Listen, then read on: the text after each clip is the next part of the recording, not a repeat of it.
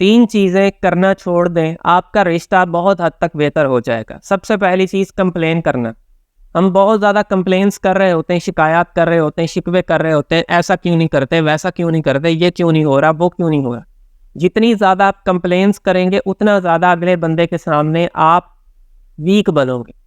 Complain आपको week बनाती है, याद रखिएगा। अब आप पर है कि आप अपने आप को वीक बनाना चाहते हैं कि नहीं बनाना चाहते। स्ट्रॉन्ग बनना चाहते हैं तो कंप्लेन करना छोड़ें। कहते हैं कि वीक बंदा कंप्लेन करता है, स्ट्रॉन्ग बंदा रिस्पॉन्सिबिलिटी लेता है। अब आपकी मर्जी है, आप वीक बने या आप स्ट्रॉन्ग बने, रिस्पॉन्सिबिलिटी लें या कंप्लेन करें, आप पर है। दूसरी चीज़, आर्ग्यूमेंट करना छोड़ें।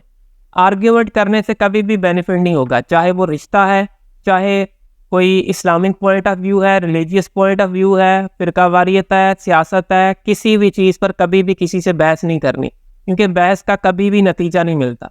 याद रखिएगा। और स्पेशली रिश्ते में एक दूसरे के साथ किसी चीज़ पे बहस नहीं करनी जहाँ पे लड़ाई होती है, और वो लड़ाई बढ़ती बढ़ती आपके रिश्ते को ख़त्म कर देगी, आपका रिश्ता बिगड़ जाएगा। तो कोशिश करके आर्ग्यूमेंट से आपने अवॉइड करना है।